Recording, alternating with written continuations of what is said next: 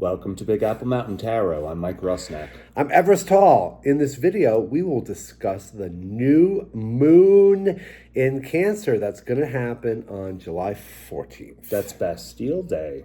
Oh, it is Bastille Day. So that means we are meant to tear down the prison of our own emotions. Rip the prison down. Tear it down. It's an emotional reset. Cancer is, representative of family, home, safety, feelings, nurturing. Parents, yes. Children, yes. But how you feel safe within your own home space. Yeah. That's easy. It's a new moon. So this is new energy. And Mercury is retrograde in Cancer at this time, which makes things a little bit more complicated. Yeah, and the video we did about Mercury retrograde, the houses are the same for this moon. Right. So if it sounds like the information's repeating, it is. It is, because this is really important. But this time we're going to do tarot. Yeah. On the 12th, Mercury will be Cazimi the sun. In front of the sun, that's where you don't really see the information coming in from Mercury because it's blotted out by the light of the sun. So we're urging patience. Patience and understanding as Mercury is going retrograde and it's combusting the sun. That's better. It's combusting the sun, and then it's going to Cazimi the sun on the 12th, which means that they're going to be conjunct, and the sun is going to blot out Mercury, so the information is going to be really confusing. It's going to be really hot. It's a hot time. Things are on fire, especially if you are in the Russian country. All right. Buster Poindexter. Hot. Yeah. Oil refineries on fire. So we're urging patience until about the 24th when Mercury will go direct. If you have anything to sign, any kind of important documents, wait if you can. Until the 24th. For all the information to become clear. But this 12th, 13th, 14th may be a little bit confusing. It might be a little confusing, it might be a little murky, it might be a little cloudy, but I'm going to tell you something. We're here to help. We have information that is going to aid you and guide you through this a little bit of confusing emotional time. If you were born with Mercury in retrograde, like me, and like Mike, then it's not affecting you as badly mentally, No. Physically, things might happen. No, you feel a little at home with Mercury retrograde. You're like, okay, I'm used to understanding things backwards. Yeah, our brains were installed backwards. Yeah. but Cancer new moon is a time to reset yourself emotionally. Maybe looking back at old childhood wounds with some safe distance, knowing that you're not going through it today. But honoring what has gone in the past. Now, Cancer is an emotional energy. It's an emotional house. It has a lot to do with memory and nostalgia. Now, keep in mind, we're in 2026. We're not in 1956, not in 66, not in 76, not even in 2006. Things are completely different. And it's very important to keep present tense in what the reality is and what your emotional security is right now at your age in this time that we are in as things are evolving. Let's just use that word, evolving. Plant a new vision for yourself. And each person has a particular point in their astrological chart where this sensitive point is. And if you need help finding that, you can reach out to us and we can help you with that.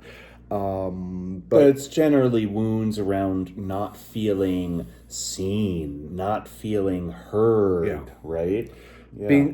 Feeling inside like a child and not being heard by your parents, not being understood by your parents, not understanding what the parent wants of you, as emotionally we are very vulnerable and fragile in our childhood state. And constructing that security so you could feel safe in light of your parents, in light of your children. What are your needs? It's about you. Yeah. And don't we all need to feel safe and secure and go to bed like safely and calmly and wake up calmly and securely, not have nightmares, but just feel good? It's easy as that. It's just as easy. Easy as that. It's easy as that. This one's a pretty easy thing to explain. So we're urging patience. Mercury is retrograde. It'll go direct on the 24th. All the information will become clearer then. Yeah. All right. Around the 12th, 13th, 14th, things may be a little muddy. Maybe a little muddy with childhood trauma. Mercury retrograde always means delays, and during delays, it's time for review. Yeah. It's there to help you. If something is slowed down, if something is in your way, if things aren't working out, that is a helpful irritant.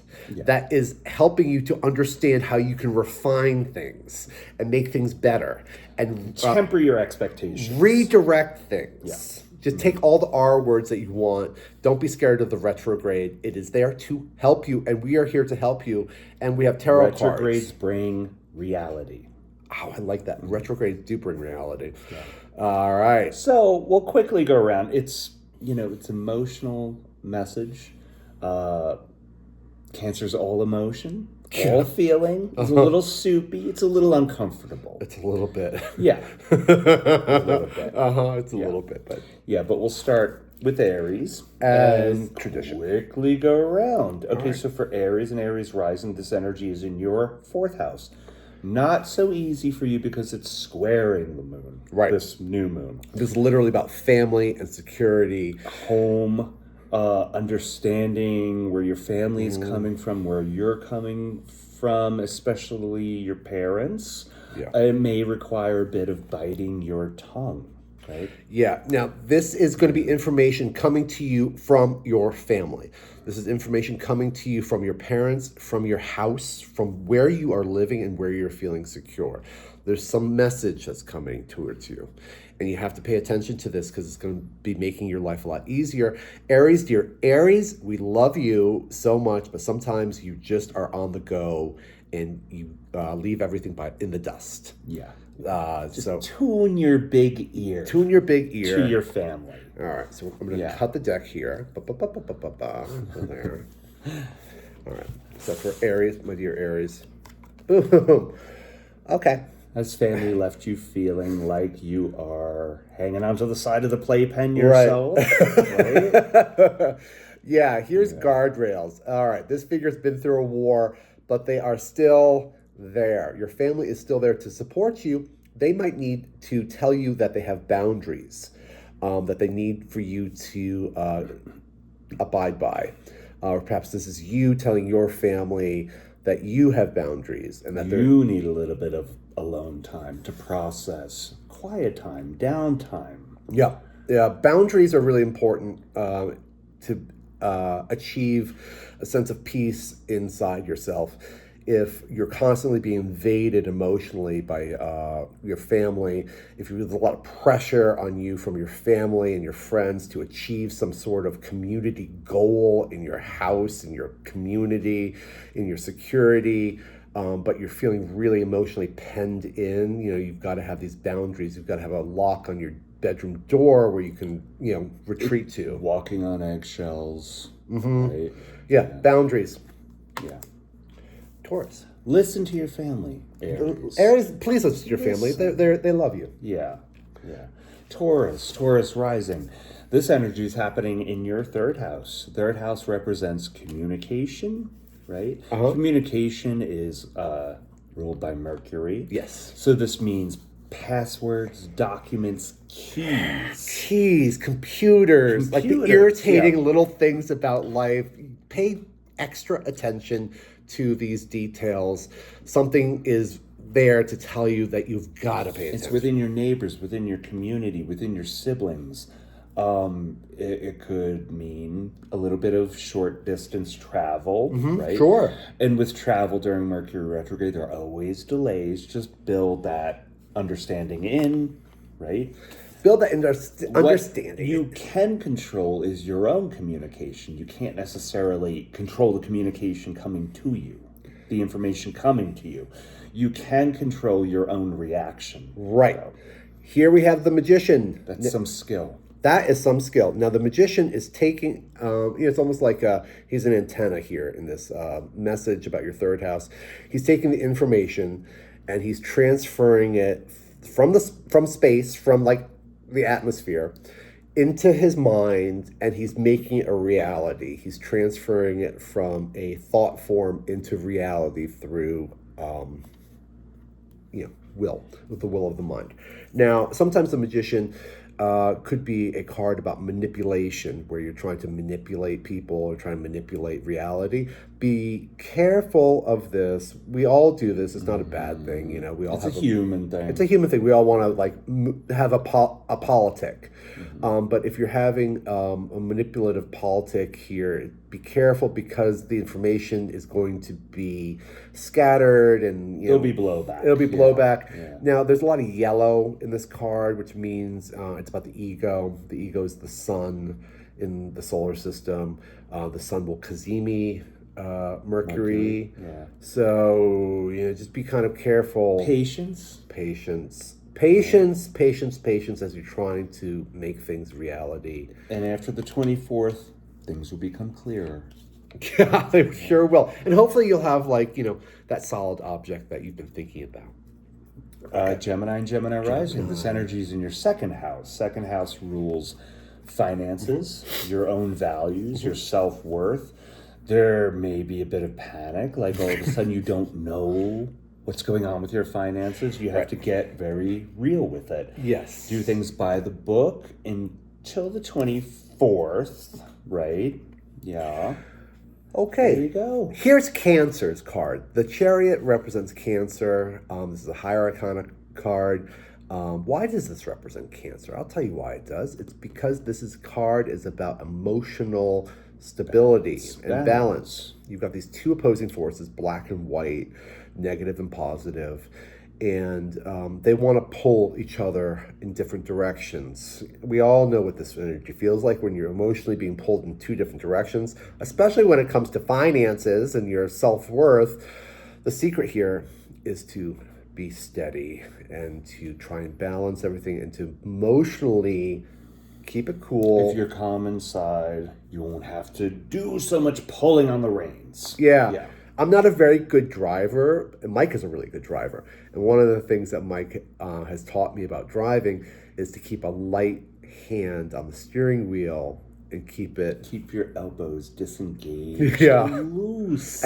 And if you're feeling every bump, if you're white knuckling it, you're going to react to every single little charge in your bank account, and every little penny is going to white knuckle you, and you're going to jerk. You're going to feel the torsion. You're going to jerk the steering wheel and end up in a ditch. So the object here is to keep it loose, keep it, relaxed. It's okay. And it's not about overthinking, overfeeling. It's just this perfect Zen space where you're just like, I'm confident. I don't need to put so much work into it. Let the Chariot guide you. Yeah. The wheels know where to go. They know where to go. You just got to trust that. There's ruts in the road. They know where to go. It fits, Yeah.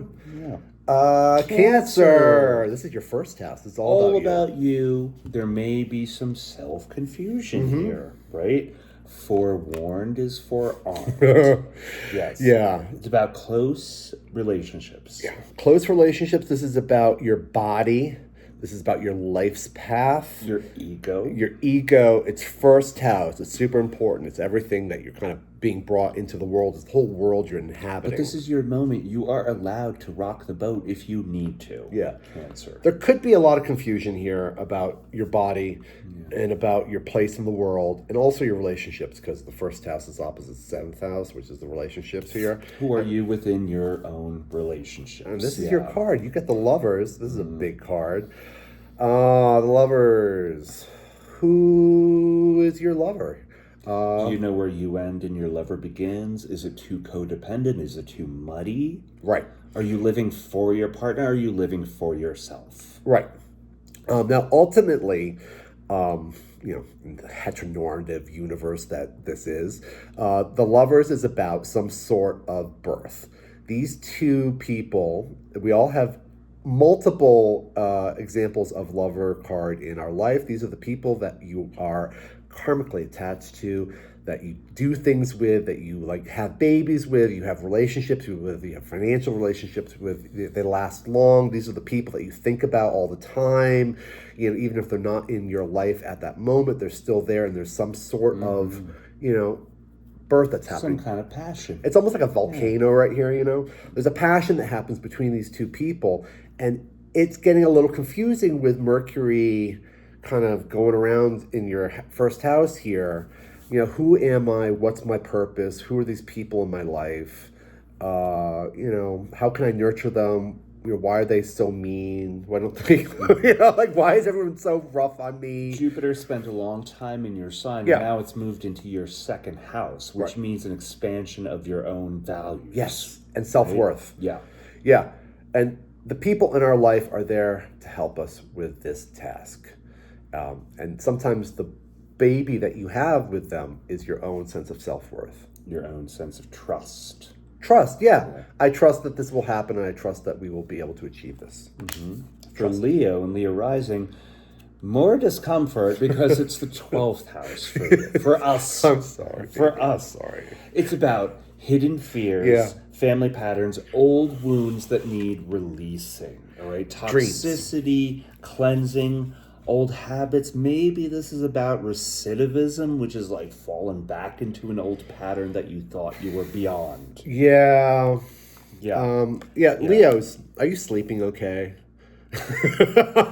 This Mercury retrograde in your 12th house could be messing up your sleep as you're just trying to like process things in your subconscious, and your subconscious is like, nope, I'm going to keep you up all night long. There's maybe a reason for that. Do you need to get up in the middle of the night and have a smoke? That's a pattern that you could make it easier for yourself. You know, it's about past regression, right? Yeah. Having patience. Patience. All right, we got the Queen of Swords here. Here we have air energy. Swords are air. They're thoughts. They're also legal matters. I've got a theory about the Queen of Cups, which may be correct and might not be correct. Queen of Swords. Queen of Swords, excuse me. So she's on this landscape, and it's really misty and kind of foggy, but it gets clear towards the top of her sword to where it's pinpoint. And I think that she only understands what's at her feet here. You know, her territory, her emotional territory is kind of limited to what she understands, and it's kind of regional. She's macro vision. Macro vision. Yeah. And it's regional information that's being processed of, you know, kind of local stuff. Yeah, the clouds are the past. Yeah. This is who you were in childhood. It was a little confusing. You didn't know where you fit into the world. And she's got this gesture of rising, where she's like, rise above it. Rise above these childhood traumas. The point of truth is even above the bird. Bing. Yeah. Bing. It's up in the sky. Yeah. But rise above these childhood traumas that might be keeping you awake in the middle of the night. Yeah, you don't ever heal it and then forget it fully. The memory will always be there. But we're different from who we were last year, 10 years ago, 20 years ago. Yeah, there we go. We're different. It's 2026, you know, and we are the age we are at this moment. And there is a clarity that's happening within this foggy confusion. And if you're not sleeping well, I hope that this really processes everything. All right. Hey, Virgo. This Virgo is rising. the 11th house for you. So it's about new friends, new goals, new connections. Because Mercury is involved, this could be old friends, old connections coming back around. Yeah, absolutely. You know, popping up old clients. This energy is sextiling you, so that's kind of helpful. But you have to put in a little bit of friction to work the sextile. You gotta work. This means sextile. This means sextile. Yeah. Yeah, a fresh new intention, right? Right. Now, 11th house is goals, it's friendships, it's if you're working for yourself, it's your professional goals. These are the community that you're in, the whole kind of larger humanity.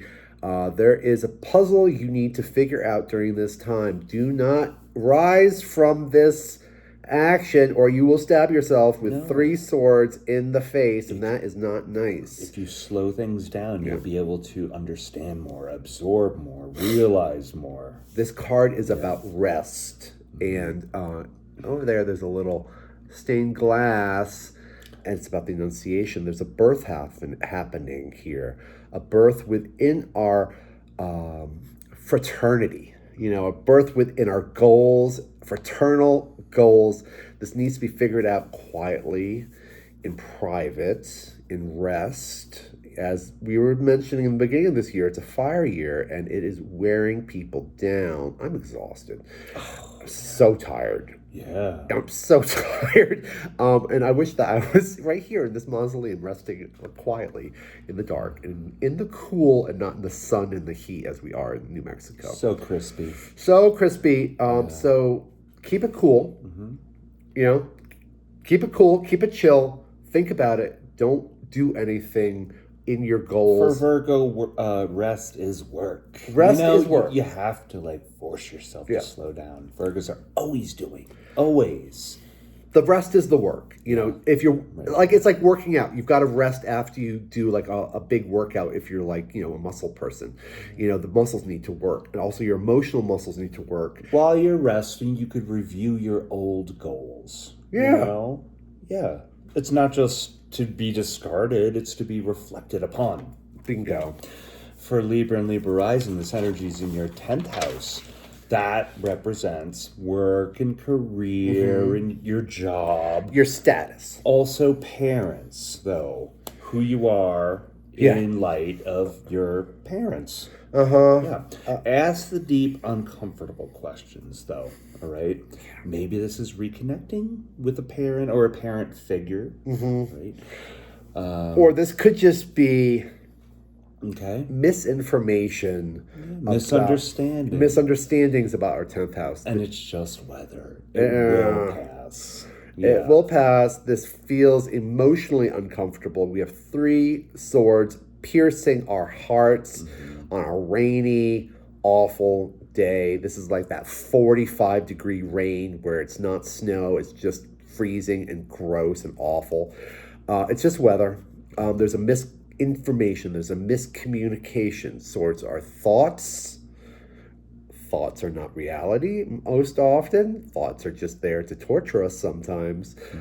This is about our 10th house, which is really important. It's your job. It's what you do in the world. It's also how people see you. There might be a misunderstanding about what you're doing. And just kind of wait it out. After around the 24th, things are going to be a lot clearer. On the 12th, it might feel 13th, 14th. 12th, 13th, 14th, as the sun is messing around with Mercury. It might be really kind of messy and emotional, and there's going to be a lot of misinformation and miscommunication. Try your best to just speak clearly and don't force it. Patience until the 24th. You could sign things after the 24th. Yeah, but just... Yeah, if you do sign contracts before, something may go sideways. Yeah. You didn't use blue ink. You need to use blue ink. You need to use blue ink, not black ink, not red ink on these legal forms. Yeah. Now, the 10th house is also in opposition to the 4th house, which is where Cancer is. This is energy. There's a tension there between your emotional security and your professional security. How do I emotionally feel secure while I'm professionally working and trying to pay rent and trying to pay the bills and trying to pay for gas? Gas is really expensive right now. It's okay. There's a missing piece within your career. And just keep looking for it. It will be found. You will find it. Maybe it's, oh my God, I didn't notice this one thing that I just missed in my life all this time. And all the time I've wasted. It's that kind of realization. There's a missing piece of information which is causing this misinformation. There's a really important misinformation in the 10th house, in the family, in the parents, in the higher top-down systems. Maybe it's an idea that you realize about your parents and they're passed away. And there's nothing to do with it but to absorb it and talk about it with yourself or your spirit parent, Yeah. Yeah. Better late than never. Better late than never. All right. Hey, Scorpio. Scorpio rising. Ninth house. Faith, travel, long distance travel, publishing, editing, moving abroad. Business. And remember, Mercury retrograde always delays. It always is going to delay it. Yeah. If you are a graduate student, this is that kind of information. Maybe like you're going back. It's a retrograde, so maybe you're going back into a study that you kind of put down for a while, and there's just some information that's happening on that one. Expansion is needed. Yeah. Hey. Yeah. Hey, Scorpio. This is a fun card for you. All right. The highway is at your big toe. Yeah, the highway's at their big toe. All right, so this card has, a lot of swords in it. Swords are thoughts. It's air. This is about gossip and, paranoia and encaging yourself within thoughts. We all do this. We all kind of lock ourselves in a self-imposed prison. What are they thinking about me? If you're asking that question, you are crazy. Yeah. Get out of that headspace. Get out of that headspace, Scorpio. Don't think as much. Try to ground into your feelings. All right, here's the key. Okay, so this looks like hell on earth. But the key is that she can easily wiggle out of these bonds if she trusts her emotions, if she trusts her intuition, which is at the bottom of her feet. You're a water sign, so actually this retrograde is fairly good for you. It's trining your energy. It's helpful. These thoughts are not helpful, but your emotions are here. So she is loosely bound, and she's got this stupid blindfold on that she can just kind of wiggle out of if she was just to trust her emotions and stop thinking so much about all of these. The worst case scenarios. All these worst case scenarios, all this gossip. This is an emotional image of being entrapped and self-imprisoned. It's not real. Sagittarius. This energy is in your 8th house. Hey. This is really deep. Yeah. It's about life, death, psychology, finances and shared resources of a spouse. Maybe it's a return on investments. Other people's money. It could be sex, too. It could be old partners coming back around. Yeah, absolutely. Maybe inheritances that you didn't even realize were there. Right? 8th house. Deep psychology. Yeah. New patterns, new insights. Spooky stuff. This is all the stuff that happens in the dark, in the hidden spaces. Yeah. And this is a nice card for you. Hey, 10 of coins. This is the whole family here. Grandpa's there. The dogs are there. Mom and dad are there. Everyone's like sheltered under this arch. There's an opulence happening here. Maybe you focus on your connections. Focus on the connections. Yeah. Maybe you've fallen in love, and there's a new love in your life, and they're bringing some sort of financial benefit to you. That's wonderful. Maybe you're looking at yourself like a parent, and you didn't even plan to be one. Yeah. These 10 pentacles, it's not necessarily money. I like it to be your values, your whole life's value. I'm thinking of a particular Sagittarius here who is dating someone new, and they've got a daughter, and you're awesome, and you can share all these values that you have with somebody else and help them develop, be like that awesome stepdad. What an opportunity. What an opportunity. This is an opportunity to share your resources with someone else and to kind of tie it all in together and become your own like little financial mini institution. Together. This is an awesome card. Now, the 10 has to do with end of a cycle. It's a completion of a cycle. It also represents Jupiter, which is now in Leo, which is a kind of a happy energy here. So I hope you're happy and your family's doing well and everyone is really successful. Capricorn. This energy is opposite Cancer. Yeah. This is 7th house. Relationships. Why is it always like this for Capricorn? I know. Love, the work, the pain.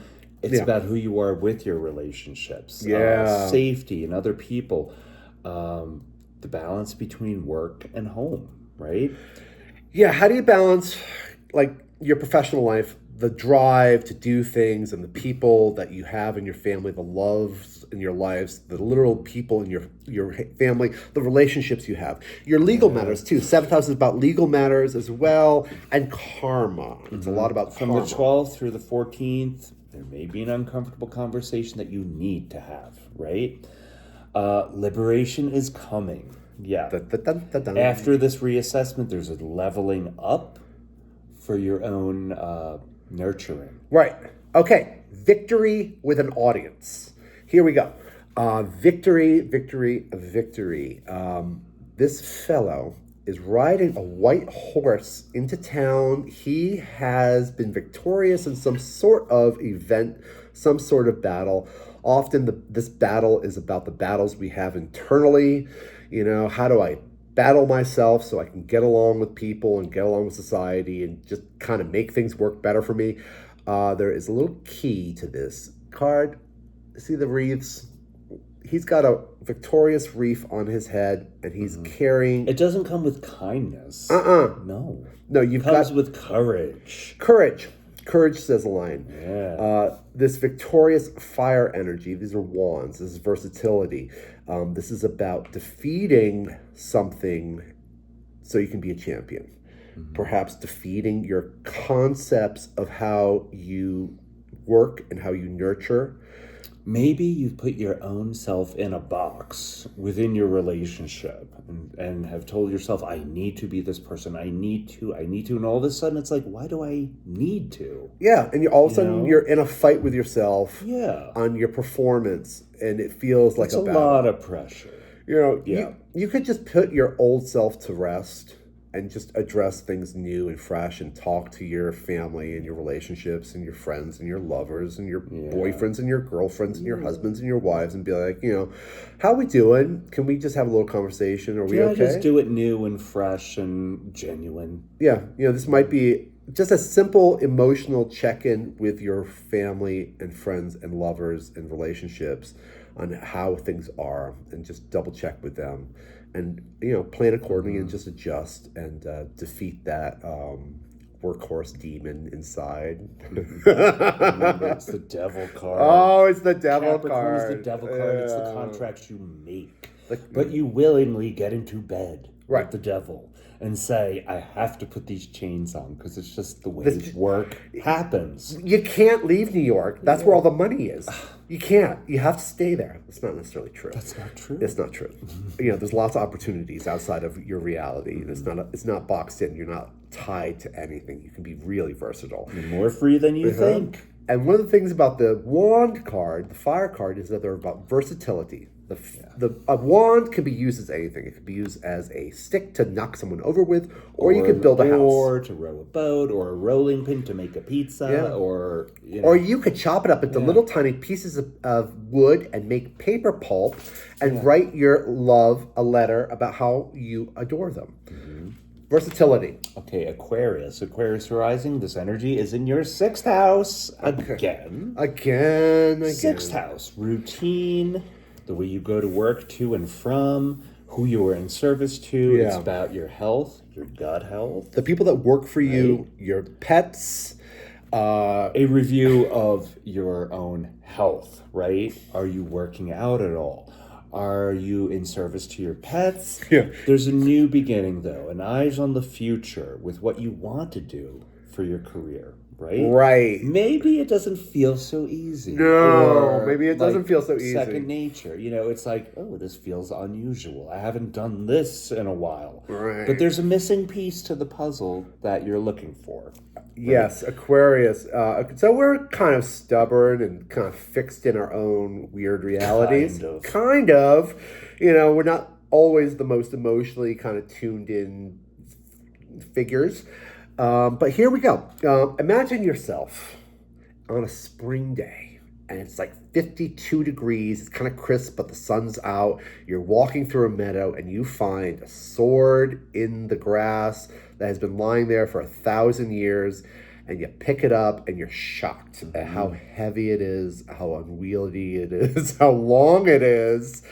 You're going to throw your back out. You're going to throw your back out. Now, better habits for better service. Right. Now, if you're like me and tend to just kind of lie around and not work out or move too much, and you end up like throwing your back out or your knees don't work, maybe you could start working out or stretching a little bit. Yeah. Stretching a little bit. This figure is stretching. They are lifting this heavy sword up into the air. They're trying to figure out how to accommodate this energy on this blustery spring day. It's a youthful energy. Slurp, slurp. One of our dogs is drinking water here. So this message about drinking some water, Aquarius, is you might just need to just drink a little bit more water because your bones are drying up. Beer isn't water. No, the air is not water. So here, it's a young message about getting up and doing something new and fresh. Picking up that heavy sword and doing something new. Raise it up. Let everyone see how amazing it is. And in a week, you'll hold the sword a little bit differently. You'll be a little more comfortable. Like the chariot, it won't be so much energy in the arms. Yep. It'll feel more at ease. Yeah, as your muscles accommodate for this.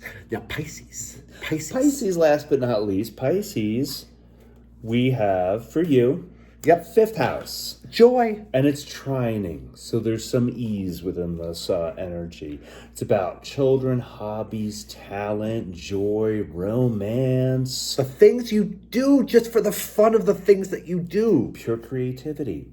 A return of a sense of belonging, emotional safety, heart chakra. Yeah. Right? This could also be business. Fifth house is action. It's a Leo house, so it's an action and kind of doing stuff. It's sports. Sports. Right. New businesses that are joyful and get you really excited and kind of revved up. And you have the Two of Cups. This could also be old loves coming back around too, possibly. You could be falling in love. Here we have two different people. You can tell that because they're wearing different clothes, and they're two people. And they're two people. It's that obvious. But the two clothes, they're coming from different places. This person in white and blue, and this person in yellow, are coming together, and they are joining their souls, which represent these cups, these emotional vessels, these kind of chalices, and they're toasting each other. And in that toast, there comes the caduceus and the heart chakra. Leo. So two cups. There is a space in between these two people where our agreements happen, where we blend our personal kind of agreements and our personal contracts about how couples do things. Look at how our values wrap around one another. Yeah. Look at that. Yeah. I pull this card all the time for my parents, and I'm like, why do they do things like this? And I'll pull this card and be like, oh, okay, that's because that's their agreement. Yeah. This is how they perform in the world. They have to do things this way. This is their agreement together. And it is not your rules. It's not my rules. No, it would be totally different if it was my rules. It would be a completely different family, but it's their rules. And their rules are out of love, and their rules are taking flight. It's a passionate, loving, and it really is magic. It is. It's magic. It doesn't adhere to logic. Love and joy is magic. Yeah. When you're feeling down and you're feeling mucky and you're feeling kind of stressed out, that darkness, that heavy pull is really gross. But when you have that day where it's joyful and all of a sudden everything's bright and sunny and you're just singing and it's happiness, it is magic. It's totally magic to be happy. But it comes with respect for your children. Bingo. Respect to listen to who they are and to honor that, not to control that, and to just let it be. I think, Mike, you're right. I think that's the key here with this card is respect. And I think also that's the key to love and relationships. They're not controlling one another. No. They're like, you are perfect as you are. And I'm here too. And I'm here too. We're all perfect as we are. And we're all here to toast each other and to salute each other. And that's what this card is. With a fifth house, I just salute your joyful happiness. Tonight I celebrate my love for you. Okay. And that's that. And that's that. So That's relax. It's an emotional reset. Good for you. Patience. Patience until the 24th. We try to be as patient as we can. And we just love you all so much. Let yourself be your human self. Yeah, let yourself be your human self and just kind of, retool these emotional aspects. I hope it's a good one. I hope it's a good one. If you would like to have a reading by us, we would love that. If you want to support the channel, you can do that also in the link in the description. And we just really appreciate all your likes, comments, and love. Okay. Bye.